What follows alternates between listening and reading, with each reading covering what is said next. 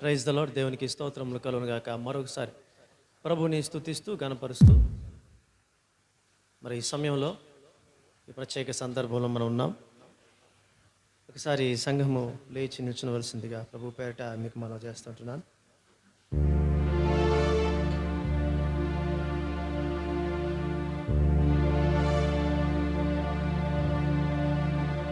నీ వంటి వారు ఇలలో ఎవరు లేరు,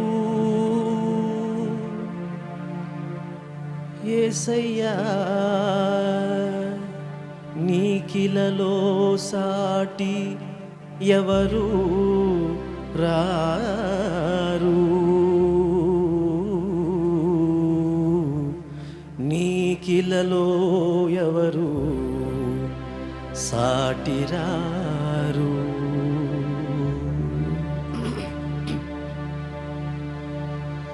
నీకేనా ఆరాధనా, నీకే నారాధనా,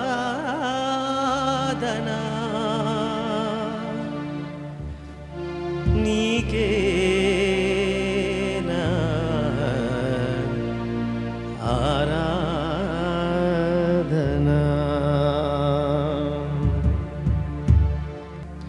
నీ వంటి వారు ఒక్కరును లేరు, నీవే అతి శ్రేష్ఠుడా.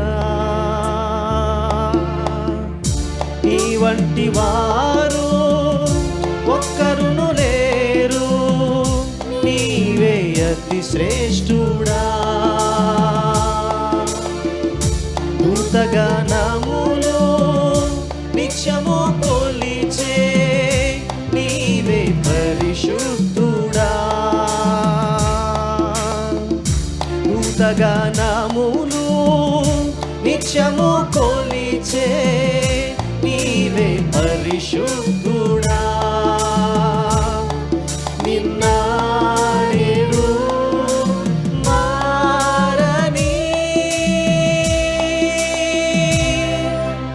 ఆరాధనా స్తుతి ఆరాధనా, ఆరాధనా స్తుతి ఆరాధనా, ఆరాధనా స్తుతి ఆరాధనా.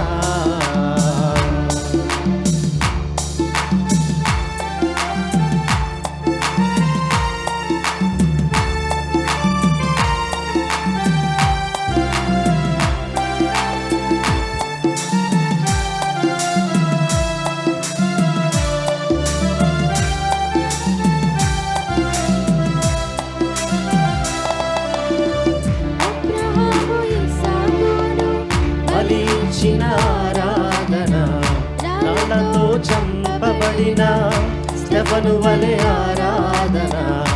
అబ్రహాము ఇస్సాకును బలిచ్చిన ఆరాధన, రాళ్లతో చంపబడిన స్తెఫను వలె ఆరాధన.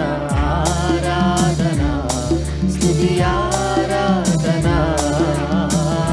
ఆరాధన స్తుతి ఆరాధన, ఆరాధన స్తుతి ఆరాధన. పదివేలలోనా అతి సుందరుడా నీకే ఆరాధన. ఇహ పరములోనా ఆకాంక్షణీయుడా నీకు సాటెవ్వరు. పదివేలలోనా అతి సుందరుడా నీకే ఆరాధన.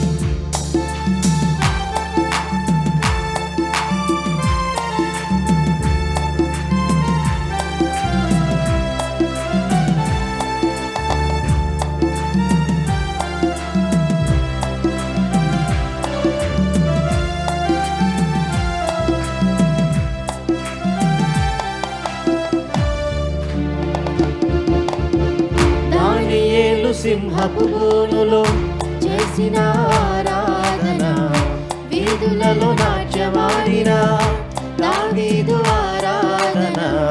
దానియేలు సింహపు బోనులో చేసిన ఆరాధన, వీధులలో నాట్యమాడిన దావీదు ఆరాధన. ఆరాధన స్తుతి ఆరాధన, ఆరాధన స్తుతి ఆరాధన, ఆరాధన స్తుతి ఆరాధన. నీ వంటి వారు ఒకరును లేరు, నీవే అతి శ్రేష్ఠుడా. దూతగానములు నిత్యము కొలిచే నీవే పరిశుద్ధుడా. నిన్న నేడు మారని ఆరాధన స్తుతి ఆరాధన, ఆరాధన స్తుతి ఆరాధన, ఆరాధన స్తుతి ఆరాధన, ఆరాధన స్తుతి ఆరాధన, ఆరాధన స్తుతి ఆరాధన. హల్లెలూయా.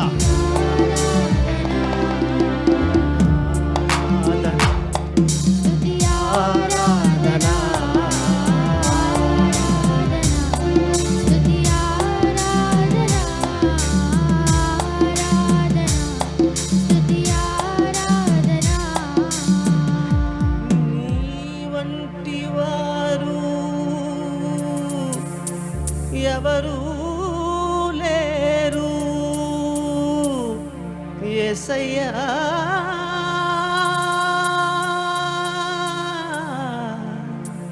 యేసయ్యా నీకేనా ఆరాధన, నీకేనా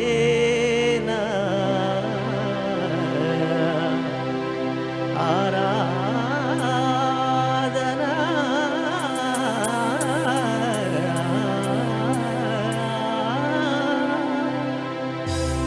నీకే నారాధన.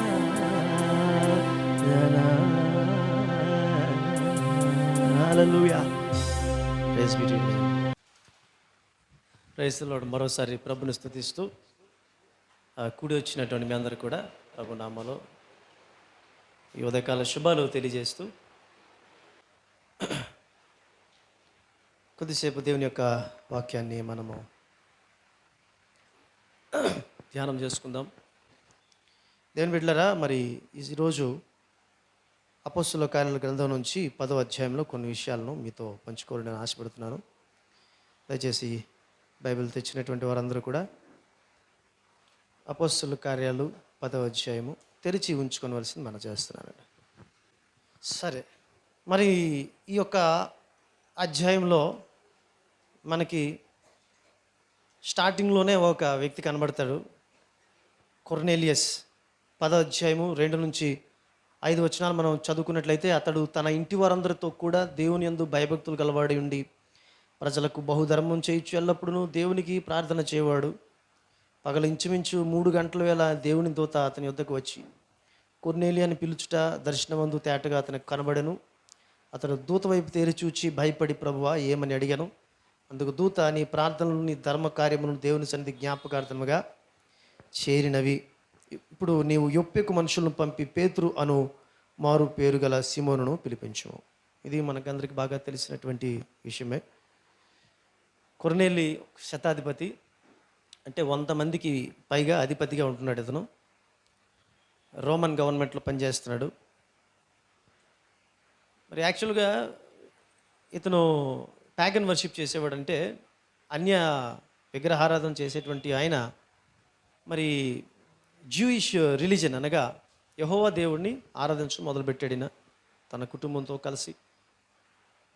సో జూయిష్ లా, ధర్మశాస్త్రం ఏదైతే ఉందో ఆ ధర్మశాస్త్రాన్ని పాటిస్తూ వస్తున్నాడు. మరి ఇక్కడ మనం చదివిన వాక్య భాగంలో ఇతను చాలా భయభక్తులు కలిగి ఉన్నాడు. ఇతడు చాలా మంచి ధర్మకార్యాలు చేస్తున్నాడు. ఇతడు తన కుటుంబాన్ని అంతటినీ కూడా మరి దేవునిలో పెంచుతున్నాడు అనేటువంటి విషయాన్ని మనం చూస్తున్నాం. కానీ మరి ఇంత దైవభక్తి కలిగినటువంటి ఈ కొర్నేలి నుంచి దేవుడు ఇంకా ఏదో ఆశిస్తున్నాడు. ఇది ఎలా ఉంటే 10వ అధ్యాయం 9వ వచనంలో మనం చూసినప్పుడు, ఎవరైనా చదవండి. మరునాడు వారు ప్రయాణమైపోయి పట్టణమునకు సమీపించినప్పుడు పగలు ఇంచుమించు 12 గంటలకు పేతురు ప్రార్థన చేయుటకు మిద్దె మీదకి ఎక్కించాలండి. Thank you. ఇక్కడ మరి పేతురు కూడా ప్రార్థన చేస్తున్నాడు.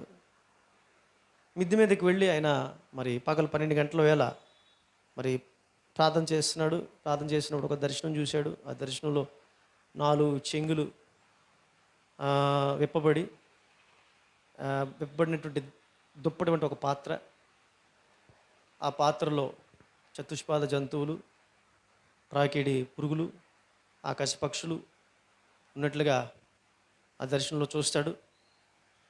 మరి అవి చంపుకొని తినమనేటువంటి స్వరం వింటాడు. నిషిద్ధమైనది నేను తినకూడదు కదా, వద్దు ప్రభువా అంటాడు. నేను పరిశుద్ధపరిచిన దాన్ని నువ్వు నిషిద్ధపరచాల్సిన అవసరం లేదని ప్రభువారు చెప్పడం జరుగుతుంది. ఆ రీతిగా దర్శనం అయిన తర్వాత దీని విషయం ఆలోచించుకుంటుండగా మరి కొర్నేలి తనకు సేవకులను పంపించినప్పుడు ఆ సేవకులు కొర్నేలికి వచ్చినట్టు దర్శనాన్ని పేతురు భక్తుడు తెలియపరుస్తాడు. తర్వాత పేతురు దేవుని యొక్క చిత్తాన్ని గ్రహించి దేవుని యొక్క చిత్తానికి విధేయుడై మరి వారితో పాటుగా మరునాడు మరి కొర్నేలియస్ ఉన్నటువంటి కైసరే ప్రాంతానికి, యొప్పే అనేటువంటి ప్రాంతం నుంచి మరి వెళ్ళడం జరుగుతుంది. యొప్పే నుంచి కైసరికి 35 మైళ్ళు, అంటే సుమారుగా 50 కిలోమీటర్లు, సుమారుగా 2 రోజుల ప్రయాణం.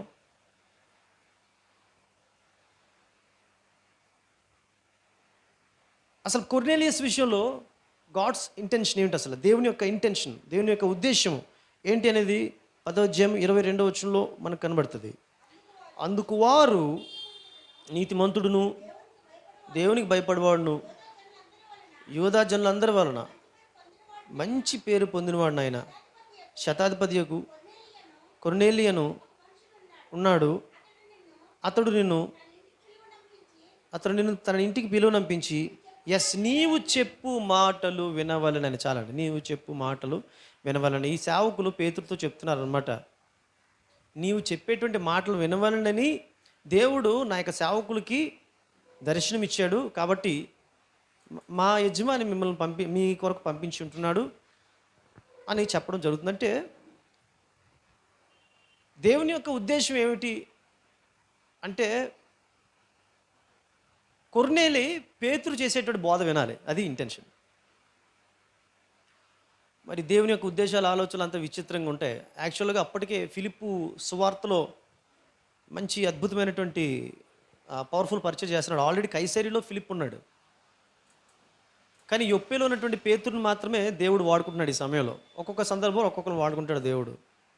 మరి ఎందుకు ఈసారి ఐథియోపియుడు అనేటువంటి నపుంసకుడి దగ్గరికి ఫిలిప్పును పంపించాడు, కానీ ఇక్కడ శతాధిపతి వద్దకు మాత్రం ఆల్రెడీ కైసరీలో ఉన్నటువంటి ఫిలిప్పును పంపించలేదు, కానీ యొప్పేలో 35 మైళ్ళ దూరంలో ఉన్నటువంటి పేతురుని మాత్రం ఇక్కడ వాడుకోవడం జరుగుతుంది.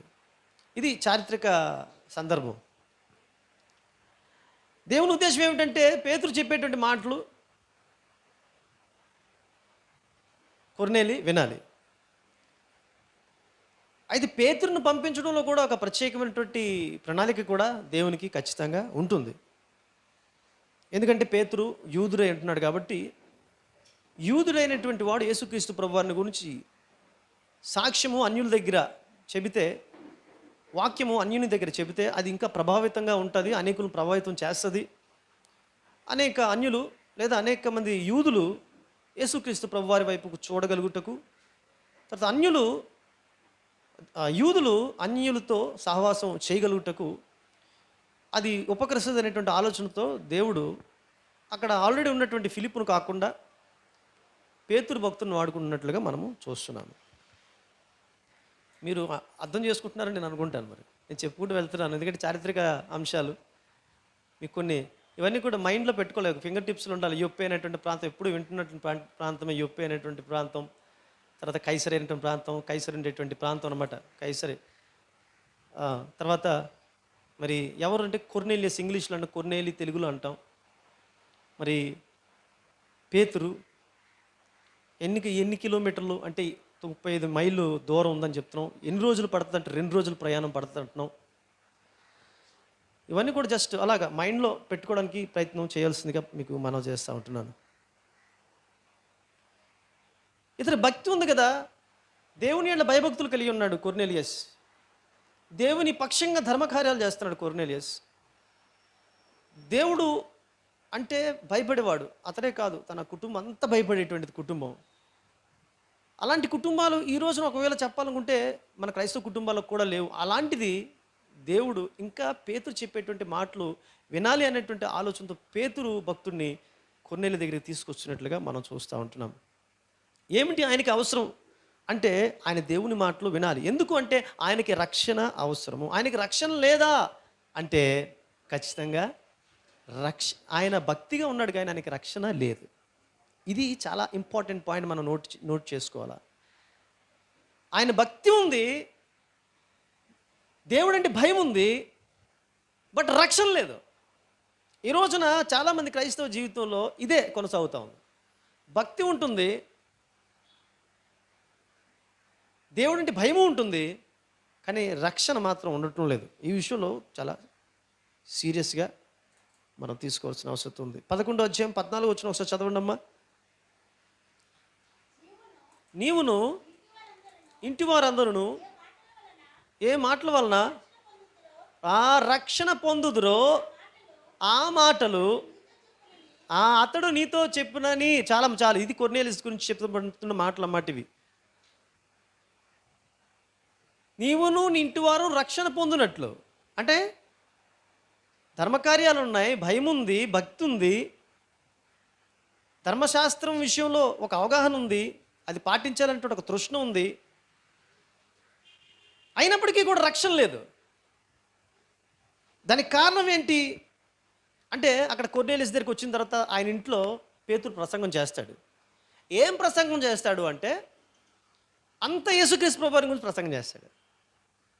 యేసు ప్రభు పునరుత్థానుడు అయ్యాడు, యేసు ప్రభువును పంపించాడు, యేసు ప్రభు వారి పాపము పరిహారం అవుతుంది, యేసుక్రీస్తు ప్రభు వారి రక్షకుడు, ఆయన ద్వారా రక్షణ మార్గం, ఇటువంటి మాటలు అంత యేసుక్రీస్తు ప్రభు వారిని గురించే ప్రసంగం 10వ అధ్యాయం 28 వచనం నుంచి కూడా కొనసాగుతూ ఉంటుంది అనమాట. అంటే అర్థం ఏంటి, ఇతనికి జూయిష్ లా ఉంది, జూయిష్ లా ప్రకారం యెహోవా దేవుడు నమ్ముతున్నాడు, కానీ రక్షణ ఎవరి ద్వారా వస్తుంది అంటే కుమారుడైన యేసుక్రీస్తు ప్రభువారు.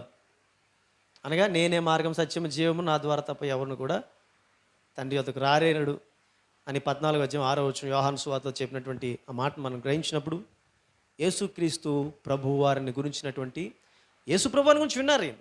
యేసు ప్రభువారి గురించి చరిత్ర తెలుసు, వీరికి తెలియదేం కాదు. అయినప్పుడు కూడా యేసు ప్రభు తమ రక్షకుడు కాదు. ఒకసారి మన జీవితాలు మనం చూసుకున్నప్పుడు ప్రియులరా, అసలు మనము ఎవరికి సంబంధించినటువంటి వాళ్ళము అని కానీ మనం ఆలోచన చేస్తే మనం యేసుక్రీస్తు ప్రభువారికి సంబంధించినటువంటి వారు. అంటే ఆ పదాన్ని మనము ఎంతవరకు ధ్యానం చేస్తున్నాం, ఎంతవరకు ఉచ్చరిస్తున్నాం. యేసు ప్రభు అనేటువంటి మాటను మన నోటితో ఎంత ఉచ్చరించడానికి ఇష్టపడుతున్నాం, ఆయన నామాన్ని ఒప్పుకోవడానికి ఎంతవరకు మనం ఇష్టపడుతున్నాం. యేసు ప్రభు అనేటువంటి మాట మనం ఎంతమంది మనలో ఆ మాటను బాహ్యంగా చెప్పగలుగుతున్నారు. ఇలా చూసినప్పుడు నిజంగా కొన్ని కీర్తనలు చూసేటప్పుడు లేదా కొన్ని ఇప్పుడు వచ్చే ప్రైవేట్ సాంగ్స్ చూసేటప్పుడు ఆ సాంగ్స్లో కూడా యేసుక్రీస్తు ప్రభువారు కనబడ్డారు. అసలు ఇది ఏం పాట కొన్ని కొన్నిసార్లు యూట్యూబ్లో వీళ్ళు పాటలు పెడతా ఉంటారు. పిల్లలు పెడుతున్నప్పుడు నేను స్ట్రాంగ్ అడుగుతాను అనమాట. ఇదేం పాట అంటే వినడానికి సినిమా పాటలా ఉంటుంది అది. పోనీ పోతే పోయింది, సినిమా పాటలో ఉంటే ఉంది. కానీ అందులో ప్రభు అనేటువంటి మాట ఉందా, ప్రభువుకు సంబంధించినటువంటి పదజాలం ఉందా అంటే అది ఉండదు. సో ఈ రోజున సినిమా పాట ఏదో, క్రైస్తవ పాట ఏదో కూడా తెలుసుకోలేనటువంటి పరిస్థితిలో మనం ఉన్నాం. అంటే అలాగ రాస్తున్నారు, అలాగా పాడుతూ ఉన్నారు అన్నమాట పాటలు. సో క్రైస్ట్ కనుమరుగైపోతూ ఉన్నాడు.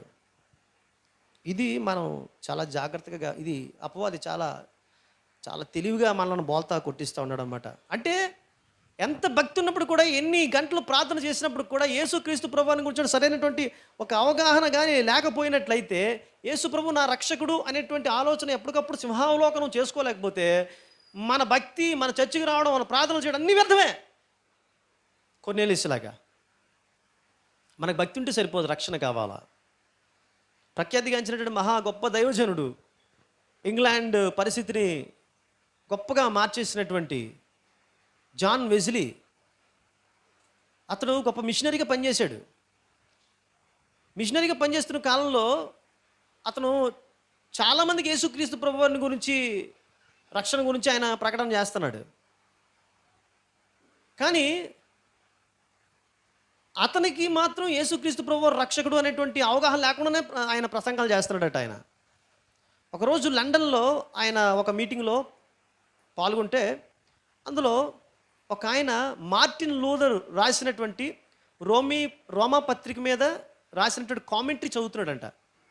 మరి రోమా పత్రిక అంతా చదివినట్లయితే నిజంగా ఎంత పౌరుషం కలిగి పౌలు భక్తుడు ఆ పత్రికను రాశాడో, అందులో యేసుక్రీస్తు ప్రభువారి యొక్క దైవత్వం ఎట్టిదో, యేసు ఎటువంటి ఆ స్థాయి కలిగి ఉన్నాడు, ఆయన ఏ రీతిగా మనకు ప్రభువు అవుతాడు, ఒకవేళ ఆయన లేకపోతే మన జీవితం ఏమవుతుంది అనేది కళ్ళకట్టినట్లు పౌలు భక్తుడు రాస్తే, మరి అందుకు తగ్గట్టుగా అద్భుతమైనటువంటి సేవకుడు మార్టిన్ లూథర్ తనదైనటువంటి శైలిలో మరి కామెంటరీ రాసినప్పుడు, ఆ కామెంటరీ చదువుతున్నప్పుడు జాన్ వెస్లీ గుండెలో మంట కలిగిందంట.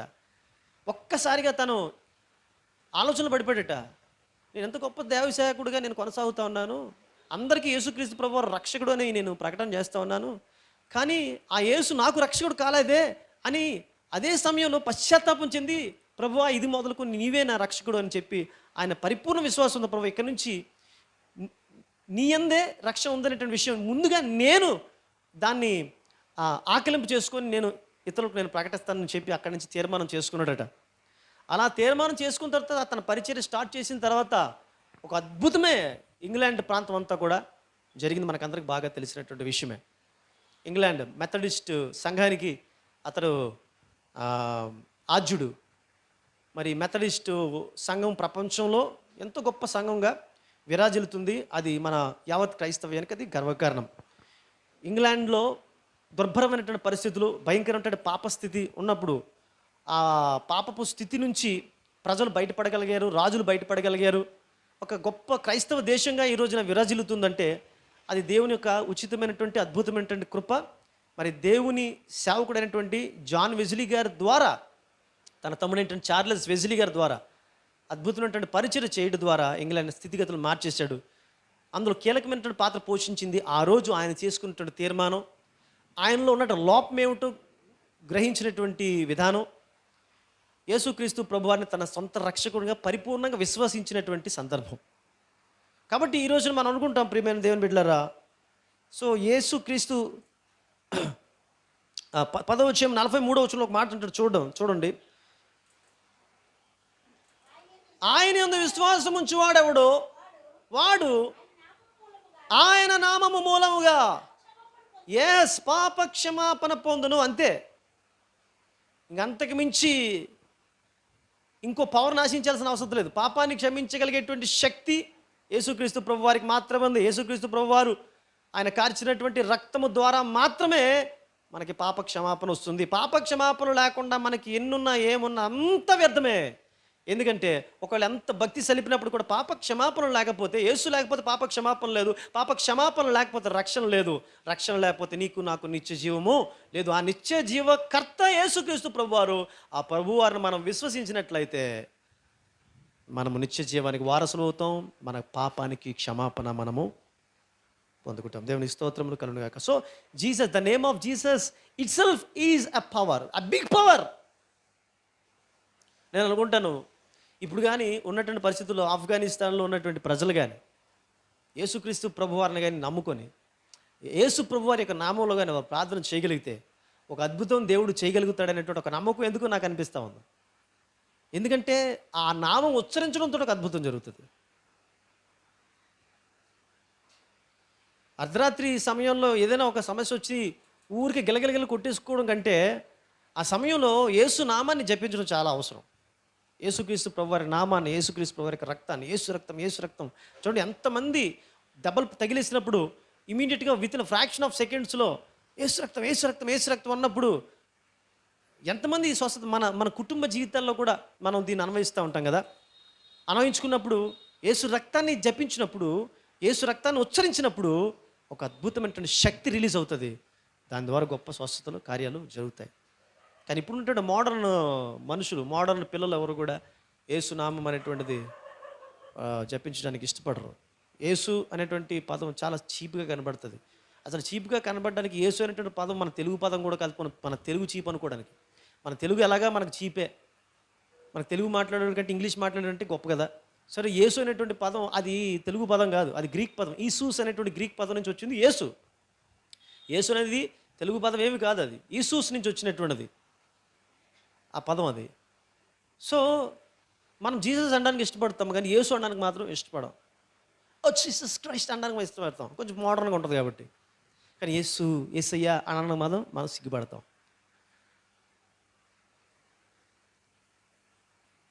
ఒక సినిమా యాక్టరు తన సాక్ష్యం చెప్తే మీకు అందరికి బాగా తెలిసే ఉంటుంది, బాగా వినే ఉంటారు అనుకుంటాను నేను. ఆ సాక్ష్యంలో నేను ఒక్కసారి మాత్రం విన్నాను ఆవిడ సాక్ష్యం. ఒకరోజు ఆవిడ యేసుప్రభు అంటే పెద్దగా తెలియదు ఆవిడకి, అన్యురాలు. బీచ్లో కొట్టుకుపోయేట పరిస్థితి వచ్చిందంట. ఇంకా ఆల్మోస్ట్ డెడ్ జోన్లోకి వెళ్ళిపోయింది ఆవిడ. ఆ టైంలో నాకు తెలియకుండా అప్రయత్నంగానే యేసయ్యా అంటది ఆవిడ. సో ఈరోజు యేసుప్రభు గురించి మంచి సాక్ష్యం చెప్పుకుంటూ జీవిస్తుంది ఆవిడ, చాలా సంతోషం. ఆ మాట అన్నతోడనే ఆవిడ ఒడ్డుకు వచ్చేసింది ఆవిడ. ఇటువంటి సందర్భాలు, ఇటువంటి సాక్ష్యాలు చాలా ఉన్నాయి. యేసు నామము ఒక్కసారి జపించినప్పుడు, ఆ పవర్ రిలీజ్ అయినప్పుడు కలిగేటట్టు అద్భుతం. ఈరోజు ఆమె సాక్షిగా ఉంది. నాకు యేసై ఎవరో తెలియదు, యాక్చువల్గా యేసై గురించి క్లియర్గా నాకు తెలియదు, ఆ పదాన్ని కూడా ఉచ్చరించడం నాకు తెలియదు అంటది ఆవిడ. అటువంటి స్థితిలో మరి నాకు తెలియకుండానే ఆ మాట నేను అన్నాను. ఆ మాట అన్నప్పుడు నాకు విడుదల కలిగింది, నేను ఒడ్డుకి వచ్చేసాను. కాబట్టి ప్రియ దేవుని బిడ్డలారా, కొర్నేలియస్ చాలా భక్తిగా ఉన్నాడు, కానీ యేసు అనేటువంటి నామాన్ని ఆయన ఉచ్చరించట్లేదు.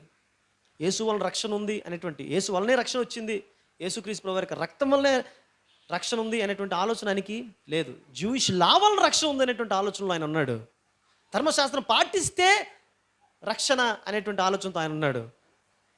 అయితే ఆయన చాలా రక్షణకు సుదూరంగా ఉన్నాడు. కాబట్టే దర్శనం కొర్నేలియస్కి ఇవ్వాల్సి వచ్చింది, మళ్ళీ పేతురుకి ఇవ్వాల్సి వచ్చింది. దేవుడు అంత హడావిడి చేయాల్సిన అవసరం ఎందుకు వచ్చిందంటే ఆ రక్షణ ఎంత అవసరమో పరలోక రాజ్యంలోకి వెళ్ళడానికి దీన్ని బట్టి మనము అర్థము చేసుకోవచ్చు. కొంతమంది మన సంఘ బిడ్డలు కూడా, కొంతమంది మన సంఘ బిడ్డలను కాదు, చాలామంది బయట కూడా చూస్తూ ఉంటాను, ప్రార్థన చేస్తారు, మంచి ప్రార్థన చేస్తారు. కానీ మన ప్రేయర్ ఎప్పుడు కూడా స్టార్టింగ్ తండ్రితో స్టార్ట్ అవ్వాలా, ఎండింగు యేసు నామంలో ఎండ్ అవ్వాలా. టకటకటకట ప్రార్థన చేస్తే వేడుకుంటున్నాం తండ్రి ఆమెన్ అంటారు. అంటే అక్కడ యేసు నామం అనేటువంటిది ఉచ్చరించడానికి ప్రాబ్లం ఏమిటో నాకు అర్థం కాదు. నేర్చుకోలేదంటే మన తాత ముత్తాతలు, మన తల్లిదండ్రులు నేర్పినట్టు మాటలే యేసునామం లేకుండా ఏముంది అసలు. ఈ రోజుకి కూడా ప్రార్థన చేసేటప్పుడు లాస్ట్లో యేసునామములో ఈ ప్రార్థన వేడుచుంటున్నాం తండ్రి అనేటువంటి మాట ఉచ్చరించట్లేదు. కారణం ఏమిటి? మీరు ఇంకో విషయం తెలుసా? ఇది సాటన్ యొక్క ట్రాప్. ఇది మీరు ఎప్పుడైనా గమనించండి. మన ప్రార్థన అంతా కూడా చాలా మనం ఎంత దీక్షతో చేసినప్పుడు కూడా చివర యేసునామంలో వేడుకుంటున్నాం తండ్రి అని ఆ మాట చెప్పేటప్పుడు మన పరధ్యానంలోకి వెళ్తాం. మీరు ఒకసారి మీరు మీ వ్యక్తిగత జీవితంలో అన్వయం చూసుకోండి ఒకసారి. నేను అంతే. అంత ప్రార్థనతో బాగా చేస్తాను, యేసు నామంలో వేడుకుంటున్నాను తండ్రి అనేటువంటి మాట చెప్పేటప్పుడు నా నోరు పలుకుతుంది కానీ నా మైండ్ మాత్రం ఆబ్సెంట్ అయిపోతుంది అక్కడ. ఎందుకంటే యేసు నామంలోనే సమస్తం ఉంది, గ్రాంటెడ్ అనమాట. ఎంత లెటర్ రాసుకొని వచ్చావు, ఈ లెటర్ మీద ఈ ఈ లెటర్ శాంక్షన్ కావాలా, ఈ లెటర్ కానీ ఒక శాంక్షన్ అయితే నీకు ఉద్యోగం వస్తుంది. నువ్వు ఇంత చాండెడ్ భారతం అంతా రాసినప్పుడు కూడా దాని మీద ఒక సీఎం సంతకం కావాలి నీకు, లేకపోతే కలెక్టర్ సంతకం కావాలా. అది లేకపోతే నువ్వు ఎంత నైపుణ్యతతో అద్భుతమైన కళలు ప్రదర్శించి అద్భుతమైనటువంటి లాంగ్వేజ్ ఉపయోగించినప్పుడు కూడా అదంతా కూడా చిత్తుకాయతో సమానం. దాని మీద ఒక సంతకం ఉండాలి. అలాగే లాస్ట్లో ఒక సంతకం ఉండాలి. ఏసునామని సంతకం కానీ నీ ప్రార్థనలో లేకపోతే పాపం నువ్వు గంట సేపు చేసావేమో, అంతా వ్యర్థమే. మళ్ళీ నీ కొరకు మళ్ళీ ఇంకొక పేతుని రప్పించాలి దేవుడు. దేవునికి స్తోత్రములు కలుగును గాక. సో రక్షణకు బాట వేశాడు. ఎవరికి? కొర్నేలియస్ తన ఫ్యామిలీకి రక్షణకు దేవుడు బాట వేసి ఉంటున్నాడు. ఎందుకు కొర్నేలి గురించి ఇంత క్యూరియాసిటీ దేవుడికి అంటే 10వ అధ్యాయము 2వ వచనం చూద్దాం ఒకసారి. అతను తన ఇంటి వారందరితో కూడా దేవుని యందు భయభక్తులు వాడి ఉండి ప్రజలకు బహుధర్మం చేయొచ్చు, ఎల్లప్పుడూ దేవునికి ప్రార్థన చేయువాడు. ఏమంటాడా? ధర్మకార్యంలో ఒక ప్రకటన పెడదాం. ఏం చేస్తున్నాడు ఇతను? తన ఇంటి వారందరితో కూడా, ఆల్ హిస్ హౌస్ హోల్డ్ వర్ సర్వింగ్ గాడ్. ఆల్ తన ఇంటి వారందరితో కూడా దేవుడు కొర్నేలిని తన కుటుంబాన్ని రక్షించాలనుకున్నాడు. అక్కడ శతాధిపతులు చాలామంది ఉన్నారు. వాళ్ళ ఎవరిని రక్షించడానికి పేతురుని పంపించలేదు, పేతురు లాంటి మహా గొప్ప దైవజనులను పంపించలేదు. కానీ శతాధిపతుడు కొర్నేలియస్ దగ్గర మాత్రమే పంపించాడు. కారణం ఏంటంటే కొర్నేలి ప్రత్యేకంగా ఉన్నాడు. కొర్నేలి తన ఇంటి వారందరితో కూడా భయపడుతున్నాడు. అంటే కొర్నేలి తన ఇంటి వారందరినీ కూడా దేవుడికి భయపడేటట్టు చేశాడు అనమాట. ఆయన ఇంటి వారందరితో పాటు ఈరోజు ఒక విషయాన్ని గమనించాల్సిన విషయం ఏమిటంటే, మనం ఈరోజు ఉన్నాం, ఎంతమంది ఉన్నాం కదా. సో ఏవో చిన్న చిన్న కారణాలు, అప్పుడప్పుడు వచ్చే కారణాలు ప్రక్కన పెడదాం. నిత్యము జరిగే తంతు కోసం నేను జ్ఞాపకం చేస్తున్నాను. అసలు ఫ్యామిలీస్తో చర్చ్కి రావాలి అనేటువంటి ఆలోచన లేదా? నా ఫ్యామిలీ అంతా కూడా దేవుని సన్నిధిలో ఉండాలి. దేవుని సన్నిధిలో ఒకవేళ పరిస్థితుల దృష్ట్యా ఒకవేళ కొంతమంది ఇంకో చర్చికి వెళ్ళచ్చు, ఓకే గుడ్, నో ప్రాబ్లం. ఈ చర్చికి రావాలి అని చెప్పం. ఈరోజు నేను దేవుని పేరట, దేవుని సేవకునిగా, దేవునికి ప్రతినిధిగా ఈరోజు మీకు ముందు ప్రశ్న ఏమిటంటే, ఈరోజు ఫ్యామిలీ అంతా దేవుని సన్నిధిలో ఉంటుందా? ఆదివారం మందిరంకి వెళ్ళాలా? ఫ్యామిలీ అంతా మందిరంకి వెళ్తుందా? మరి నాకు దేవుడు ప్రత్యేకంగా చూడాలంటే మరి ఎలా చూసేస్తాడు దేవుడు? దేవుడు ప్రత్యేక దృష్టి కనబరిచాడు ఈ కొర్నేలి మీద. ఎందుకంటే తన ఇంటి వారందరితో కూడా భయపడుతున్నాడు. ఆయన తన ఇంటి వారందరితో కూడా ఆరాధన చేస్తున్నాడు. మరి దీని గురించి ఇప్పుడు అట్లీస్ట్ ఒకవేళ ఒక సమస్య ఉంది, దాని గురించి మీకేమైనా పట్టింపు ఉందా? తండ్రి ఓకే రాలేదు, ఏదో కారణాలు ఉన్నాయి, చాలా కొన్ని కారణాలు ఉన్నాయి. కొంత భర్తలు మూర్ఖంగా ఉంటారు, లేదా భార్యలు మూర్ఖంగా ఉంటారు, లేదా పిల్లలు మూర్ఖంగా ఉంటారు. ఓకే, అట్లీస్ట్ దేవుని సన్నిధిలో, ప్రభువా ఈ విషయంలో నేను చాలా రాంగ్ చేస్తున్నాను, ఇప్పటికీ నాకు రాంగ్ జరుగుతుంది ప్రభువా. నా భర్త చర్చికి రావటం లేదు, నా పిల్లలు లేదా నా చర్చికి రావట్లేదు, లేదా నా భార్య చర్చికి రావట్లేదు. మేమందరం కలిసి ఆరాధన చేయలేకపోతున్నాం. అసలు యాక్చువల్గా మేమందరం కూడా కలిసి ఆరాధన చేయవలసిన పరిస్థితి ఉంది, కానీ మేము ఆరాధన చేయలేకపోతున్నాం తండ్రి. నేను దయచేసి మా కుటుంబం అంతా కూడా నీ సన్నిధిలో ఉండేటట్టు మాకు సహాయం చేయని ఎంతమంది సిన్సియర్గా అడుగుతున్నారు. మనలో కొంతమంది పర్వాలేదు, నేను వెళ్తే సరిపోద్దులే, నా భర్త వెళ్ళకపోయినా పర్వాలేదు, నా భార్య వెళ్ళకపోయినా పర్వాలేదు, నా పిల్లలు వెళ్ళకపోయినా అనేటువంటి ఆలోచనతో వాళ్ళు రాగలిగినప్పటికీ కూడా తీసుకురారు దేవుని సన్నిధికి. అంటే నిర్లక్ష్యం. ఏమవుతుంది? ఏమి లేదు, సింపుల్ ఏంటంటే నువ్వు దేవుడిని నిర్లక్ష్యం పెడితే దేవుడు నేను నిర్లక్ష్య పెడతాడు అంతే. ఇంకేం లేదు మ్యాటర్. దేవుడు నేను నిర్లక్ష్య పెట్టాడు, థర్డ్ వేవ్ వచ్చింది, దేవుడు మనల్ని నిర్లక్ష్య పెడతాడు అంతే. దేవుడు మనల్ని నిర్లక్ష్య పెట్టాం, ఇదిగో సునామీ వచ్చే అవకాశాలు ఉన్నాయంటారు, సో దేవుడు మనల్ని నిర్లక్ష్య పెడతాడు అంతే. సింపుల్గా, అంతకు మించి ఇంకేం లేదు. సో దేవుడు మనల్ని పట్టించుకోవాలంటే కొర్నేలియస్ ప్రత్యేకమైన దృష్టి సారించినట్టు మన మీద దేవుడు దృష్టి సారించాలంటే మనం దేవుని గురించి ప్రత్యేక దృష్టి సారించాల్సిన అవసరత ఉన్నది. దేవుని స్తోత్రం కలుగుగాక. సో ఎల్లప్పుడూ ప్రార్థన చేసేవాడు అంటే దేవుని కొరకు టైం స్పేర్ చేసుకుంటున్నాడు అతను. దేవునికి ప్రార్థన చేయడానికి ఎంతవరకు మనము టైం స్పేర్ చేయగలుగుతున్నాం? ఎంతమంది మీరు దేవునికి కొంతసేపు ఇవ్వాలి, దేవునికి సన్నిధిలో ప్రార్థన చేసుకోవాలి, దేవుని సన్నిధిలో కొంతసేపు నా పిల్లల్ని నా కుటుంబం అంతా కలిసి మేము ప్రార్థనలో గడపాలి అని ఎంతమంది ఆలోచన చేస్తున్నారు? మరి ఆలోచన చేయకుండా దేవుడు నా మీద దృష్టి పెట్టట్లేదు, దేవుడు నన్ను మర్చిపోయాడు, దేవుడు నన్ను విడిచిపెట్టేశాడు, దేవుడు ఇలాగైనా సరే నాకు ఎందుకు ఇలా జరుగుతుంది అని నువ్వు అనుకోవడం వల్ల మన లోపం మీద మనం చూసుకుందాం. ఫస్ట్ ఈయన ఏం చేస్తున్న కుటుంబం అంతటితో కలిసి భక్తి భయం సలుపుతున్నాడు. ఎల్లప్పుడూ ప్రార్థన చేయవాడంట. ఈయన యొక్క జూయిష్ బ్యాక్గ్రౌండ్ కూడా కాదు. ఈయన నిన్నగాక మొన్న వచ్చినాడు ఈ యొక్క మతంలోనికి. ఇంతవరకు కూడా దేవతలను ఆరాధన చేసేటువంటి వాడు. నిన్నగాక మొన్న వచ్చి ఈ మతంలోకి వచ్చినటువంటి వాడు నిష్ఠ కలిగినటువంటి ఒక భక్తిపరుడిగా ఉన్నాడు. కానీ తాత ముత్తాతల కాలం నుంచి క్రైస్తవ్యంలో మునిగి నానిపోతున్నటువంటి మనకు మాత్రం అది రావటం లేదు. ఈరోజు లిటరల్గా నేను ఒక మాట చెప్తున్నాను వినండి. ఏమిటంటే 9:10 అయింది ఈవేళ. 9:10 అయితే ఓన్లీ ఎలీషా, నేను, మన గోపి గారు, తర్వాత సార్ కొన్ని సందర్భాల్లో ఎప్పుడూ లేట్ రాలినటువంటి వాళ్ళ కొంచెం మాట్లాడలేదు నేను. ఈరోజు నేనేమనుకున్నానంటే, నేను చెప్తున్నాను ఫుల్ నుంచి ఏమనుకున్నానంటే 10 గంటల వరకు చూస్తాను, 10 గంటలకు ఇంకెవరు రాకపోతే తాళాలు వేసుకొని వెళ్ళిపోదాం అనుకున్నాం. గోపి గారికి చెప్పేసి వెళ్ళిపోదాం అనుకున్నాం. ఎందుకంటే ఇది మర్యాద కాదు, మనం ఆరాధన చేయడం కాదు, దేవుని మర్యాద ఇవ్వాలి. ముందు దేవునికి మర్యాద ఇవ్వనటువంటి మనము దేవునికి ఆరాధన చేసేటువంటి యోగ్యత మనకు లేదు. దేవునికి ఆరాధన చేయడం అంటే ఇది ఒక యోగ్యత, ఇది మనకు దేవుడిచ్చే యోగ్యత. సో ఆ యోగ్యత మనకు కావాలంటే దేవుడు మనం అవమానపరచకూడదు. సో లిటరల్ అనుకున్నాను, ఒక్క పావు గంట అయితే ఖచ్చితంగా చర్చి తాళాలు వేసి వెళ్ళిపోయాం. అఫ్కోర్స్ తర్వాత మీరు ఎవరైనా వచ్చి ఓపెన్ చేసుకుని ఆరాధన చేసుకుని నో ప్రాబ్లం. బట్ నేను మాత్రం ఎక్కడి నుంచి నా ప్రజెన్స్ నేను మాత్రం వెళ్ళిపోదాం అనుకున్నాను, నా కుటుంబంతో పాటు వెళ్ళిపోదాం అని ఆలోచన చేశాను. సుమా నేను ఇంతలోనే ఫస్ట్ మోజెస్ గారు వచ్చారు, తర్వాత ఇంకా ఒకరు వచ్చారు. నా తెలుసు ఇటు చేసినా చేస్తాడు ఇలాంటి అనేసి దేవుడు అనుకున్నాడేమో. ఒక పావు గంట చాలా తేడా అయిపోయింది. ఎందుకంటే నేను మనసులో, ఎందుకంటే ఇప్పుడు 9 అన్నాం, సో 9 అట్లీస్ట్ 9:30కి రాకపోతే ఖాళీ ఎలాగా? ఉత్తర ప్రత్యుత్తరాలు ఎవరు చదవాలా?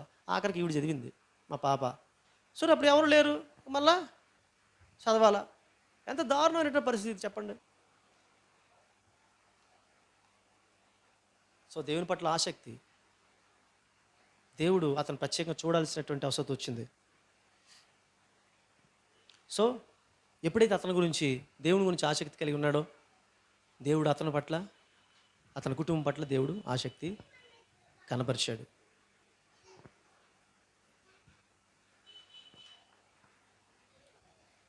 సో దేవుడు ఈ కొర్నేలియస్ యొక్క రక్షణ ప్రణాళికలో ఆయన ఏర్పాటు చేసినటువంటి మెట్లు ఏంటో మనం చూద్దాం కొద్దిగా క్లుప్తంగా. మొట్టమొదట అననీయకు దర్శనం ఇచ్చాడు, క్షమించండి, కొర్నేలికి దర్శనం ఇచ్చాడు. రెండోది పేతురుకి దర్శనం ఇచ్చాడు.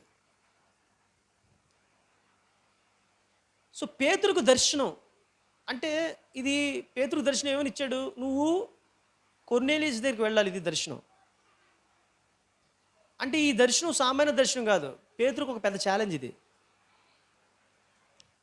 పేతురు ఇంతవరకు కూడా యూదులకే ప్రకటన చేస్తున్నాడు, యూదులకి సువార్త ప్రకటన చేస్తున్నాడు. పేతురు ఇంతవరకు కూడా యూదులతోటే సహవాసం చేస్తున్నాడు. అంటే యూదులు అన్యులతో సహవాసం చేయకూడదు, అన్యులు నీచులు, అన్యులు అధములు, కొంతమంది యూదులు అన్యుల్ని కుక్కలు అంటారు. ఇలాంటి పరిస్థితుల్లో దేవుడు దర్శనమిచ్చి, నేను పరిశుద్ధపరిచిన దానిని నువ్వు అపరిశుద్ధపరచకూడదు అని దేవుడు వార్నింగ్ ఇచ్చి పేతుర్ని వెళ్ళమని చెప్తాడనమాట. ఇప్పుడు వెళ్తే దానికి ఒక ఎక్స్ప్లెనేషన్ ఇచ్చుకోవాలా. యూదు జాతి వారు అందరూ కూడా ఇతని మీద కారాలు మిరియాలు నూరుతారు. ఇలాంటి పరిస్థితుల్లో ఒక ఛాలెంజ్, ఈ ఛాలెంజ్ను స్వీకరించాలి అతను. సో స్వీకరించాడు పేతురు. దేవుడు చేసేటువంటి ఆశ్చర్య కార్యాలు ఎలాగుంటాయో ఆయనకి చిత్తం ఏమై ఉందో ఆయన ఒక్కడే చెప్తే నమ్మడం చెప్పేసి ఆయనతో పాటు ఒక మంచి నీతిమంతులైనటువంటి ఒక 6గురిని అతనితో కలిసి యూదుల్ని తీసుకువెళ్తాడు అనమాట. అంటే అక్కడ జరిగినటువంటి సాక్ష్యాలు వీళ్ళు చెప్పాలనేటువంటి ఆలోచనతో అక్కడ కొంతమందిని తీసుకువెళ్తాడు. పేతురు ఒక్కడే వెళ్ళొచ్చు కదా, వాళ్ళు ఎందుకు తీసుకెళ్ళాడు, పేతురికి ఏమైనా భయమా అని అనుకుంటారు. కాదు, అలా కాదు, సాక్ష్యం కోసం తీసుకెళ్ళాడు. అక్కడ చేసే కార్యం పేతురు ఒకటే చెప్పుకుంటే సరిపోదు కాబట్టి మిగతా 6గురిని కూడా తీసుకువెళ్ళడం జరుగుతుంది అనమాట. సో రక్షణ ప్రణాళికలో మనకి ఛాలెంజెస్ ఎదురవుతూ ఉంటాయండి. రక్షణ పొందడం అనేటువంటిది ఒక ఛాలెంజ్ అయితే, ఇతరులు రక్షణ పొందుట్లో మన పాత్ర వహించడం అనేటువంటిది కూడా ఒక పెద్ద ఛాలెంజే. చాలా సవాలు, చాలా రిస్క్. సో క్రైస్తవునిగా నీవు నేను ఒక రిస్క్ అనేటువంటిది ఖచ్చితంగా చేయాల్సిన అవసరత ఉంటుంది. సాక్ష్యం చెప్పాలి, బొట్టు పెట్టుకుంటే సాక్ష్యం చెప్పాలి. కొంతమంది బొట్టులతోటి సాక్ష్యం చెప్పేస్తుంటారు. మాకు దేవుడు ఎలా చేశాడు, అలా చేశాడు, చాలా డామ్డుగున్న పెద్ద చాంద్ర బాతం చెప్తారు. కానీ బొట్టు ఉంటుంది. బొట్టులు తీయమంటే మా మా కులపోలు మమ్మల్ని వీళ్ళు వేసేస్తారు, లేకపోతే మా బంధువులు మా దగ్గర రారు, మా యొక్క పెళ్ళిళ్ళు పేరెంటాలు జరుగుతున్నట్లయితే మా కథా కార్యక్రమాలకి రారు అనే ఆలోచనతో వీళ్ళు ఏం చేస్తారు, ఒక పక్క బొట్టు కావాలా, ఒక పక్క దేవుడు కావాలా. అంటే రిస్క్ చేయడానికి ఇష్టపడరు, సాఫ్ట్గా వెళ్ళిపోదాం. క్రైస్తవ్యంలో సాఫ్ట్నెస్ లేదండి. క్రిస్టియానిటీలో సాఫ్ట్నెస్ లేదు, ఈవెన్ సేవకుడికి కూడా సాఫ్ట్నెస్ లేదు. సో వివాదాస్పదంగా కొన్నిసార్లు ఉండాల్సి ఉంటుంది. అలా ఉంటేనే మనం ప్రభువుని విశ్వసించగలుగుతాం. క్రైస్తవ సాక్ష్యం అనేకులకు వినబడాల. కొంతమంది మీటింగ్లు పెట్టుకుంటారు, మంచి ఏరియా చుట్టుప్రక్కల గృహాలు ఉంటాయి. ఆ రోజు ఆ గృహకూటాలు పెట్టుకునేది ఎందుకంటే ఒక మంచి సాక్ష్యం కోసం, ఒక మంచి సాక్ష్యం, ఆ సాక్ష్యం సంబంధించి ఒక చక్కటి వాక్యం కోసం. ఆ సాక్ష్యంలో కొంతమంది సాక్ష్యం చెప్పడానికి రమ్మంటే రావడానికి భయపడతారు. వచ్చినా సరే ఏదో ఇలా పెడతారు, మైక్ ఇలా పట్టుకుంటారు. ఎందుకు? 10 మందికి వినపడకూడదు. మరి ఎందుకు ఇంక కూటం ఎందుకు? ఇప్పుడు కొర్నేలి భక్తి చేస్తున్నాడు, ఈ భక్తి అంతా మంచి మంచి భక్తి, కానీ వృధా అయిపోతుంది. వర్షం పడుతుంది, ప్రాజెక్ట్ లేదు. ఏమవుతుంది? ప్రాజెక్ట్ ఉంటే వర్షం, నీళ్లు నిలబడతాయి. మనం కూటం పెట్టుకున్నాం, చాలా డబ్బులు పెట్టుకున్నాం, వెచ్చించాము, ఏ డబ్బులు వెచ్చించి కానుక వేసుకున్నాం, స్వీట్లో లేకపోతే భోజనాలు ఏర్పాటు చేసేసుకున్నాం అని అనుకుందాం. ఆ సాక్ష్యం మనకు సాక్ష్యం లేకపోతే, సాక్ష్యం బయట చెప్పడానికి మనం భయపడితే నిలబడాలి. నీకు ఏదో ఒక అనారోగ్యం వచ్చినప్పుడు దేవా దేవా దేవా అని ప్రార్థన చేసావు కదా, మరి సాక్ష్యం చెప్పడానికి వచ్చేటప్పుడు ఆ వాయిస్ ఎక్కడికి వెళ్ళిపోయింది? ఇప్పుడు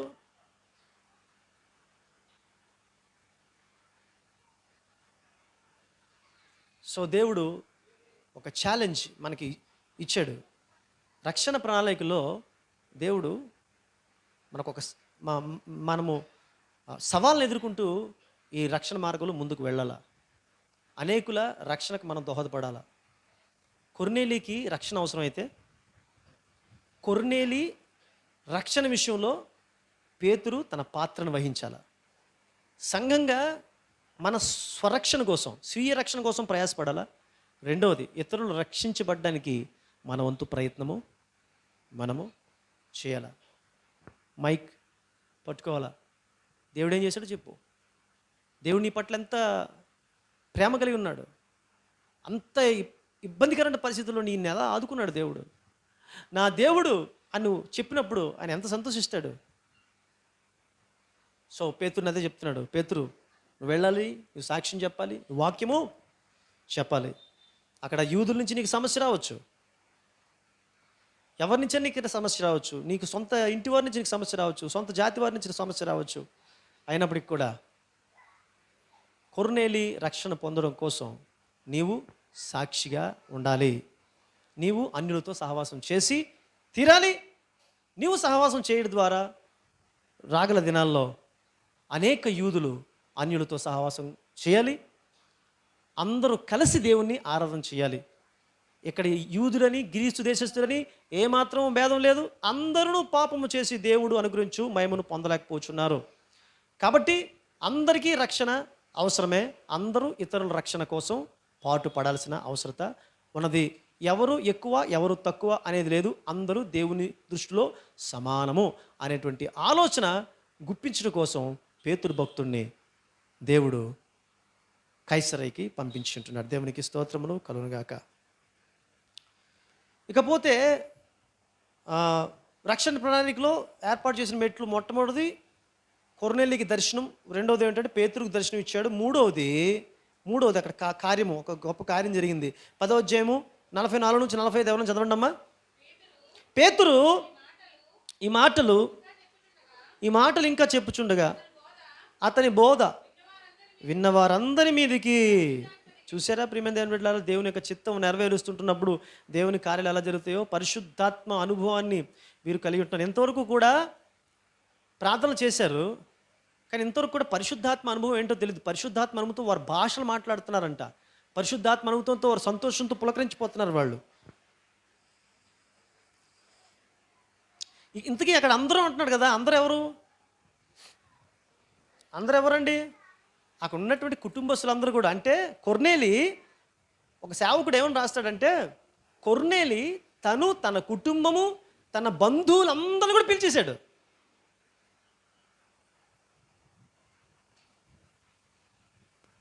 అంటే దేవుని యొక్క రక్షణ కార్యం జరుగుటకు గాను ఆ రక్షణలో అనేకులు పాల్పంపులు పొందుకోవాలన్నటువంటి ఆలోచనతోటి తన ఇంటి వారు తన బంధువర్గం అంతటి కూడా ఏర్పాటు చేశాడు. పేతురు వచ్చి ఆశ్చర్యపోతాడు, విభ్రాంతి ఉందని ఉంటుంది అక్కడ.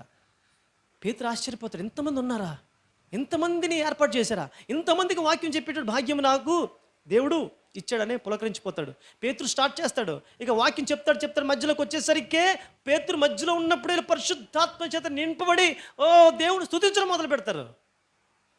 వాళ్ళందరూ ఏం చేస్తున్నారంట,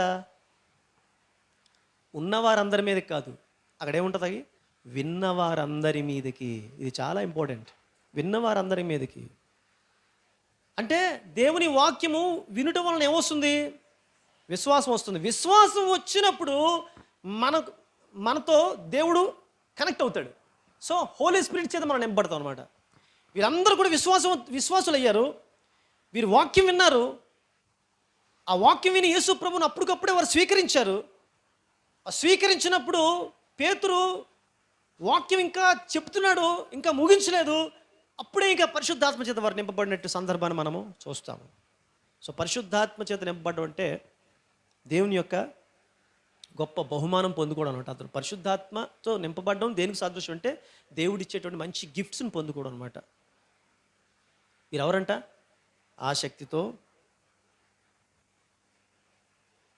ఆసక్తితో వీళ్ళు దేవుని యొక్క వాక్యాన్ని వింటున్నారు. ఈరోజు ఒక ప్రశ్న, దేవుని వాక్యం వినడం వేరు, దేవుని వాక్యం ఆసక్తితో వినడం వేరు. సో మనలో ఎంతమంది ఆసక్తితో దేవుని యొక్క వాక్యం వింటున్నాం? ఒక కుటుంబం పరిశుద్ధాత్మ చేత నింపబడ్డం అంటే అది ఎంత గొప్ప దీవెన. సో మన కుటుంబాల్లో పరిశుద్ధాత్మ నింపుదల లేదు అంటే దానికి కారణం ఏంటి? కుటుంబం అంతా కూడా దేవుని సన్నిధిలో ఉండగలిగితే, కుటుంబం అంతా కూడా ఆసక్తితో దేవుని యొక్క వాక్యాన్ని కూడా వినగలిగితే, కుటుంబం అంతా కూడా పరిశుద్ధాత్మ చేత నింపబడతారు. అంటే కుటుంబం అంతా కూడా దీవించబడుతుంది.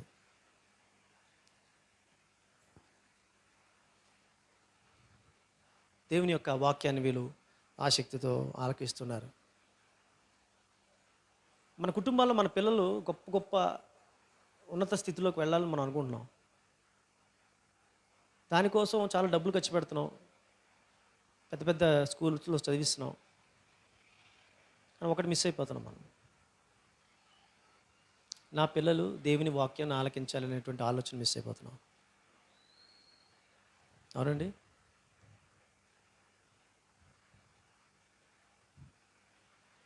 మన పిల్లలు దేవుని యొక్క వాక్యము విన్నప్పుడు ఏమవుద్దంటే దేవుని యొక్క ఆత్మచేత నింపబడతారు మన పిల్లలు. దేవుని యొక్క ఆత్మచేత నింపబడినప్పుడు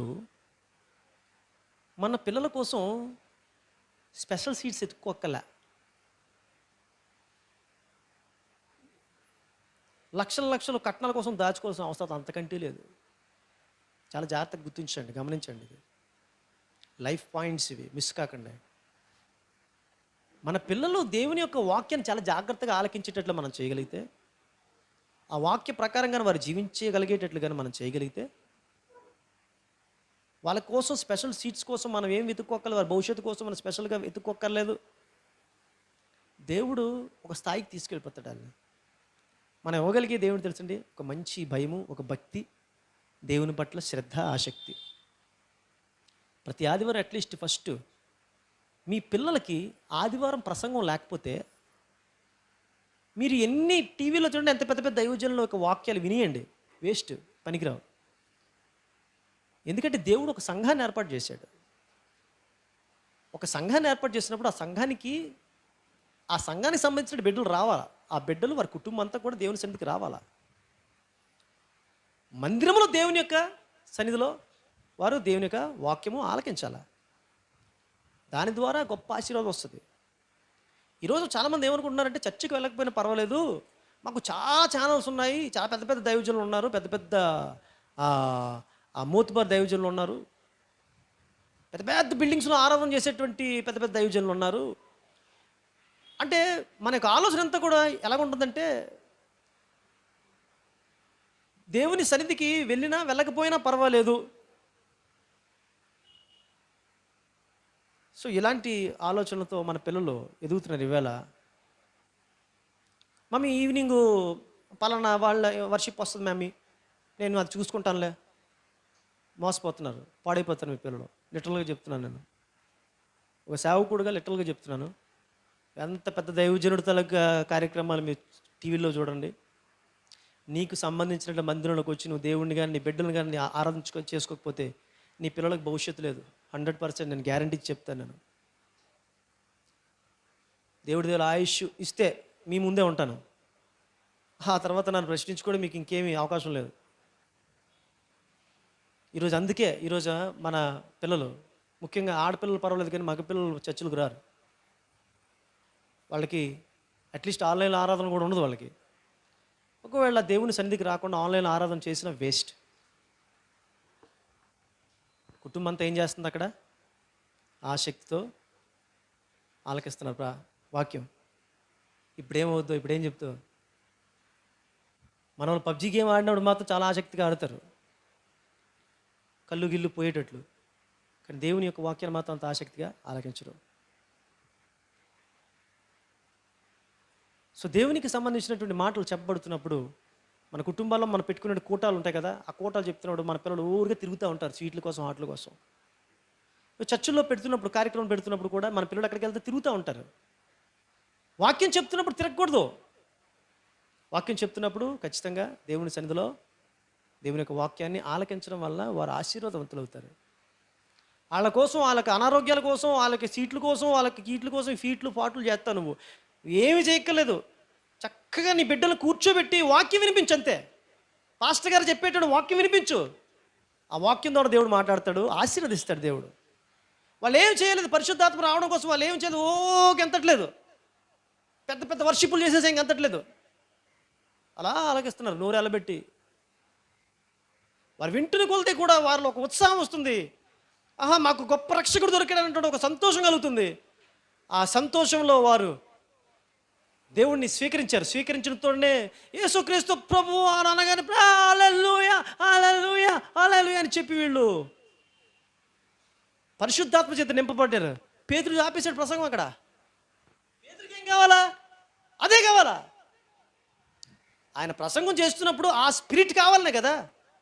ఆపేశాడు, పేతురు కూడా ఆపేశాడు. ఎంజాయ్ చేస్తున్నాడు వాళ్ళ యొక్క వర్షిప్ని. మీకు ఒక విషయం చెప్తాను, చర్చెస్లో సెక్షన్స్ ఉంటారు కదా, మైండ్లో పెట్టుకోండి. చర్చిలో సెక్షన్స్ ఉంటారు కదా, మీరు ఎక్కడైనా సరే చాలా వరకు చూడండి, 80% అందరూ కాకపోవచ్చు, అట్లీస్ట్ ఒక 80% సెక్షన్స్ బ్రతుకులు బాగోవు. Mind it. సెక్షన్స్ యొక్క జీవితాలు బాగోవు.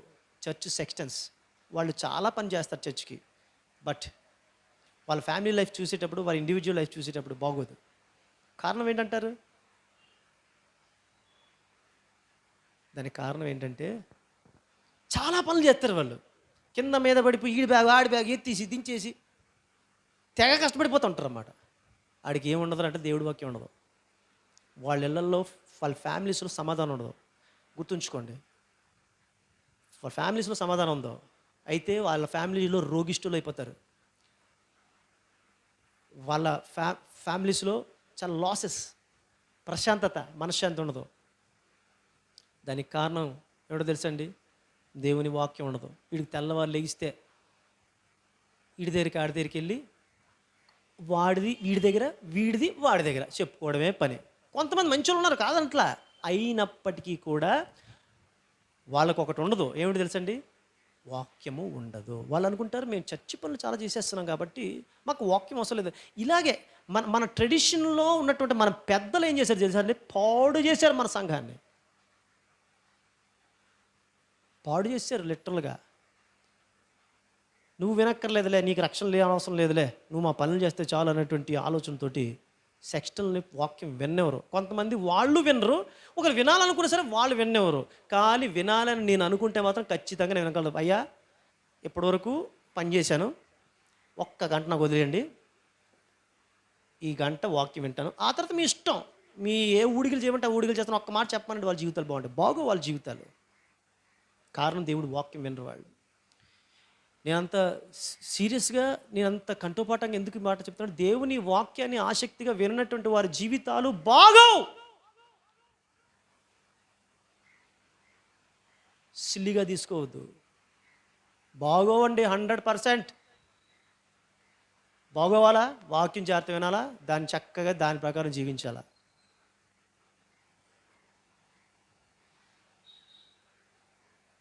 హోలీ స్పిరిట్ అనేటువంటిది ఒక గిఫ్ట్ ఇవ్వబడింది. నీ బిడ్డలు ఆ గిఫ్ట్తో నింపబడని ఆశపడుతున్నావా? నువ్వు ఈ ఉపవాస ప్రార్థనలకు వచ్చి, లేకపోతే ఈ ప్రార్థనలకు ఆ ప్రార్థనలకు వెళ్ళి, లేకపోతే ఆడికి ఈడికి లెటర్లు రాసి ప్రార్థన చేయమని చెప్పి waste of time. You are literally wasting your time and money, and unnecessarily you are wasting your money. అంతే సింపుల్గా. ఎవడెవడికి కానుకలు పంపించేసి నీ కొడుకుల జీవితంలో, నీ కూతురుల జీవితంలో దేవుడు లేడు, దేవుని వాక్యం పట్ల ఆసక్తి లేదు. ఎవడెవడు ప్రార్థన చేస్తే నీ బిడ్డలకు రక్షణ వస్తుంది? పేతురు నువ్వు వెళ్ళు, కొర్నేలియస్ కోసం ప్రార్థన చేయి, నువ్వు ప్రార్థన చేస్తే కొర్నేలియస్కి రక్షణ వస్తుందని చెప్పాడా? రాదు. కొర్నేలియస్కి రక్షణ రావాలంటే పేతురు వెళ్ళి వాక్యం విత్తాలి. వాక్యం విత్తినప్పుడు ఆ విత్తినటువంటి వాక్యాన్ని నేను స్వీకరించి విశ్వసించి యేసుప్రభువును తన స్వస్థ రక్షకుడిని అంగీకరించాలి. ఆ రక్షకుడిని అంగీకరించినప్పుడు ఆయనకి రక్షణ వస్తుంది. అర్థమవుతుందండి? మా బాబు కోసం ప్రార్థన చేయండి, మా పాప కోసం ప్రార్థన చేయండి, ట్రస్ట్. ఇంకెంతకాలం ఈ సోది? నీ పిల్లలు చర్చికి రావాలని ఎందుకు నువ్వు చెప్పట్లేదు? నీ పిల్లలకి రైట్ ఎందుకు రావరా చర్చికి? ఎందుకు చెప్పరు? రా, బతకాలం లేదా నీకు? 4 రోజులు బట్ట కట్టాలని లేదా? ఎందుకు రావురా నువ్వు? ఎందుకు రావే నువ్వు? ఎందుకు రావు చర్చికి? ఎందుకు రావు? చెప్పవా నువ్వు? చెప్పలేవా? ఏమైనా వచ్చేస్తే మాత్రం ఫోన్ చేస్తారు, పాస్టర్ గారు ప్రార్థన చేయండి. ఏం చేస్తారండి పాస్టర్ గారు ప్రార్థన చేస్తే? కొంతవరకే. ఇంకెవడ ప్రార్థన దేవుడు యాక్సెప్ట్ చేయడు. పాస్టర్ గారికి చెప్పాము, అయినప్పటికీ చెయ్యడండి. మేము చేయడం వరకే ప్రార్థన. ఆయన చొక్క పట్టుకుని అడగలేం కదా, ఎవరం కదా. పొరపాటున అమ్మ మరి మీ బిడ్డలు చర్చికి రావటం అందుకని మరి ఒకవేళ ఏమో అంటే మొఖం ఇలా పెడతారు. మళ్ళీ చెప్పకూడదు. మళ్ళీ అలాగే చెప్పలేం కదా. ఇదే మనకు మంచి పాయింట్, మంచి ప్లేసు. రండి, ఇక్కడ ఉన్నటువంటి వాళ్ళందరూ ఎంతమంది ఫ్యామిలీస్ వచ్చారండి? ఛాలెంజ్. ఎంతమంది ఫ్యామిలీస్ వచ్చారు? ప్రత్యేకమైనటువంటి తప్పని పరిస్థితి రెగ్యులర్గా వచ్చేవాళ్ళు అప్పుడప్పుడు, అది వేరు, అది కాదు. నిర్లక్ష్య ద్వారానే. దేవుడు అంటే ఎలాగ ఉన్నాడంటే మనకి చాలా బాధ అనిపిస్తుందండి. కనీసం ఈ శ్రావణ మాసం వచ్చినప్పుడు ఆ హిందువులు చేసే భక్తి కూడా మనం చేయలేకపోతున్నాం. పూనకం వచ్చి ఊగిపోతారు వాళ్ళు. ఇప్పుడు చూడండి, ఇంకా వినాయక చవితి, దసరా వస్తే వాళ్ళ ముందు మనం ఎందుకో పనికిరానంలో కనబడుతుంది. దానికి కారణం ఏంటి తెలుసా? మనం వర్షిప్ చేయక. మనం వర్షిప్ చేస్తే వాళ్ళు పొట్టోళ్ళు కనబడతారు, మనం పొడుగులు కనబడతాం. మనం వర్షిప్ చేయక మన ఎంతసేపు కూడా కోతికి కొబ్బరికాయ దొరికినట్టు ఈరోజు మనకి దొరికింది. ఇంకా మనం మించిన మొనగాడు లేడు. అందుకనే వాళ్ళు అలా కనబడతారు గొలియాతుల్లాగా, మనం మాత్రం ఇలా ఇశ్రాయేలులా కనబడతాం అన్నమాట. దేవుని వర్షిప్ చేసి దేవుని కొరకు ఆసక్తికరంగా నువ్వు ఉండగలిగితే, నీ కుటుంబాన్ని ఉంచగలిగితే, దేవుడు ట్రెడిషన్ రివర్స్ చేశాడు తెలుసా మీకు? ఏంటి? అందరూ బాప్తిజం, యేసుక్రీస్తు ప్రభువు వారు కూడా బాప్తిజం తీసుకున్న తర్వాత హోలీ స్పిరిట్ పరిశుద్ధాత్మ పవర్ వల్ల వచ్చింది. ఇక్కడ సీన్ మారిపోయింది. అక్కడ ఎప్పుడైతే వీళ్ళు దేవుడిని ఆసక్తిగా ఆసక్తిగా ఆలకించడం మొదలు పెట్టారో, దేవుడు బాప్తిజం కాదు ముందు పరిశుద్ధాత్మ కావాలని చెప్పేసి దేవుడు ట్రెడిషన్ రివర్స్ చేశాడు. ఫస్ట్ హోలీ స్పిరిట్ని పంపించాడు, తర్వాత బాప్తిజం ఇప్పించాడు. That's it. అర్థమవుతుందండి? నీ కోసం ఆ బ్రాంచ్లో ఉన్నటువంటి ఆ మేనేజర్ ఎవడో లేపేస్తాడు పక్కకి. ఒకవేళ నీకు సంబంధించినటువంటి మ్యాటర్ని కానీ ఆ డీల్ చేసి నీకు రావాల్సినటువంటి, లేకపోతే నీ బిడ్డకు రావాల్సినటువంటి ఉద్యోగాన్ని కానీ వాడు ఎసరెడితే ఆడిని పక్క తప్పించేసి ఊరు పంపించేస్తాడు. మీకు తెలుసా విషయం? ఈ చర్చ్ మనకు రావడం కోసం ఒకడున్నాడు, 10,000 పట్టుకెళ్ళిపోయాడు. మీకు విషయం తెలుసో లేదో? మనం ఏమీ చేయలే, ప్రార్థన చేస్తున్నాం, ఆయన ట్రాన్స్ఫర్ చేశాడు దేవుడు. ఇమ్మీడియట్గా ట్రాన్స్ఫర్ అయిపోయాడు, విజయవాడ వెళ్ళిపోయాడు. ఆడి పేరు మీకు చెప్పను, ఆడు ఏ డిపార్ట్మెంట్ కూడా చెప్పను నేను. ఇమ్మీడియట్గా వాడు ఎప్పుడైతే వెళ్ళిపోయాడు అప్పటి నుంచి మన కథ స్టార్ట్ అయింది. టక టక టక టక టక అని ఒక్కొక్కడు డౌన్ఫాల్. ఎవడైతే అడ్డొచ్చాడో వాడు అందరికీ డౌన్ఫాల్ డౌన్ఫాల్ డౌన్ఫాల్ స్టార్ట్ అయింది. ఒక్కొక్కడు అలా పెట్టి మనల్ని ఎక్కడ తెప్పించాడు తెలుసా? పెద్ద ఛాలెంజ్ అండి ఇది. మనం దేవుని కోసం నిలబడితే దేవుడు కార్యం చేస్తాడు. దానికోసం మనం ఊరికి ఊడికలు చేయాల్సిన పని లేదు. మళ్ళీ చెప్తున్నాను, మన పిల్లలు దీవించబడాలంటే రేపొద్దున నా బిడ్డలు కానీ ఏమైనా, నా బిడ్డల జీవితాలు బాగోకపోతే దానికి కారకుడు నేను అవుతాను, లేదా నా బిడ్డల జీవితాలు బాగోకపోతే వాళ్ళు అవుతారు. నా దేవుడు కాడు, నా దేవుడు కరెక్ట్ ఎప్పుడు కూడా. ఒకవేళ నేను పాడైపోయినా, నా కుటుంబం పాడైపోయిన దానికి కారణం నేను అవుతాను, లేకపోతే నా కుటుంబంలో ఎవడైతే పాడైపోతారో వాళ్ళు అవుతారు తప్పిస్తే నా దేవుడు కాడు. కొర్నేలియస్ లాంటి ఆసక్తి మనకు ఉందా ఈ రోజున? సంఘంలో చూడండి. హల్లెలూయా.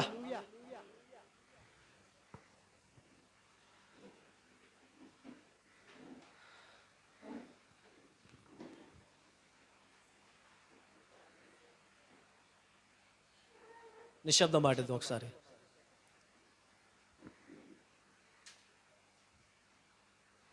నువ్వు చర్చిలో ఆసక్తిగా ప్రార్థన ఆలకిస్తే, నువ్వు వాక్యం ఆలకిస్తే, ఒకవేళ నీ బిడ్డ కానీ ఒకవేళ చూడకూడనటువంటివి ఏవైనా ఇప్పుడు సెల్ ఫోన్లో చూస్తున్నాడేమో, ఆ సీన్ ఎలా ఉంటుందో ఒకసారి గుర్తుంచుకోండి. ఒకసారి పైన ఉన్నటువంటి వాడు చూడడానికి ఆ సీన్ ఎలా ఉంటుందో ఒకసారి గుర్తుంచుకోండి. లేకపోతే ఇంకొకరు ఎవరితో ఏమైనా సాంగత్యం చేస్తున్నారేమో, ఇంకోళ్ళు ఎవరితో తిరుగుతున్నారేమో, ఆ సీన్ ఒకసారి ఊహించుకోండి ఎలా ఉంటుంది, అంత జూత్సాకరంగా ఉంటుందో. కొర్నేలియస్ నా బిడ్డ తన కుటుంబం అందరితో భయభక్తులు సలుపుతున్నాడు. ఆయనకు ఒక్కటి తక్కువ ఉంది. దానికోసం పేతురు, ప్రభువా నువ్వు వెళ్ళాలి. నేను చాలా పెద్ద దైవజనుడు బాబు, ఆడి దగ్గరికి వెళ్ళడం ఏంటి వాడు? నీకంటే గొప్ప భక్తి సలుపుతున్నాడు ఆయన, నువ్వే వెళ్ళాలా?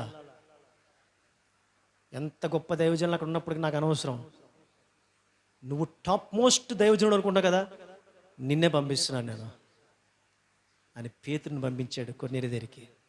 ఎంత ఆసక్తి అండి కొర్నేలి పట్ల దేవుడికి. ఎందుకంటారు? తన కుటుంబం అంతటి భయం పడేటట్లు చేస్తున్నాడు. ఎంత రిస్క్ తీసుకుంటున్నాడు, ఎంత పెయిన్ తీసుకుని ఉంటాడు. దేవుని బిడ్డలారా, నీవు నేను మన కుటుంబం రక్షణ పొందాలంటే పెయిన్ తీసుకోవాలి బిడ్డలారా. గుండె పోటు కూడా వచ్చేస్తుంది ఒక్కోసారి మన బిడ్డలకు చెప్పేటప్పుడు. ఆ పెయిన్ నువ్వు తీసుకుంటే దేవుడు ఆ పోటు రాకుండా చేస్తాడు. ఆ పెయిన్ మనం తీసుకుంటున్నావా? నాకెందుకులే ఈ పెయిన్ అనుకుంటావా? నీకు రాకూడని పెయిన్ వచ్చేస్తుంది ఒకరోజు. అప్పుడు నువ్వు పెయిన్ తీసుకోవాలన్నా తీసుకో, ఎందుకంటే నీ శక్తి ఆరిపోతుంది. దేవుని బిడ్డ, ఎంత క్లిష్ట పరిస్థితులు ఉన్నాయి ఈరోజు. ఆఫ్ఘనిస్తాన్లో ఉన్నటువంటి పరిస్థితులు కానీ నీకు ఇక్కడ ఉంటే ఈరోజు నీవు నేను మన పిల్లలతో సహా కేకలేసి ఉండేవాళ్ళం, దేవా అని. మన సుఖం ఎక్కువైపోయింది కదా, మనకి సుఖంగా ఉన్నాం. అక్కడ వాళ్ళు పడుతున్న పాటలు, వారు చేస్తున్న ఫీట్లు, వాళ్ళు చేసే హాహాకారాలు, ఒకవేళ నీకు ఇక్కడ ఉంటే దేవుని అవసరత ఏమిటో నీకు తెలుసుండేది. మనకన్నీ జరిగిపోతున్నాయి, ఇక్కడ మనల్ని బాధించేవాడు ఎవడో లేడు. దేవుని బిడ్డ, ఈరోజే ఒకవేళ రక్షణ దినము, ఈరోజే మనకి ఇవ్వబడేటువంటి చివరి దినమేమో, ఒకవేళ నా బిడ్డలకు ఇవ్వబడేటువంటి లాస్ట్ డే ఏమో. అయ్యో ఇంతవరకు నేను చెప్పకపోవడం వల్ల బిడ్డ నీ వల్ల అయిపోయావురా అని రేపు పొద్దున ఏడక ముందే, దుర్దినములు రాకముందే,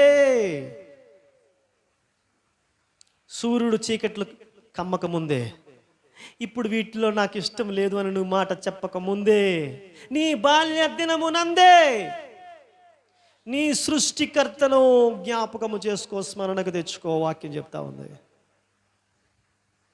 హల్లెలూయా. ఆపత్కాలమందు ఆయన నమ్ముకునదగిన సహాయకుడు, ఆయన యందలి భయభక్తులు గలవారి మీద ఆయన కనుదృష్టి లోకమంతటా సంచారము చేయుచున్నది. హల్లెలూయా. ప్రార్థన చేద్దాం. Praise the Lord. God bless you. దేవుడు మిమ్మల్ని దీవించును గాక.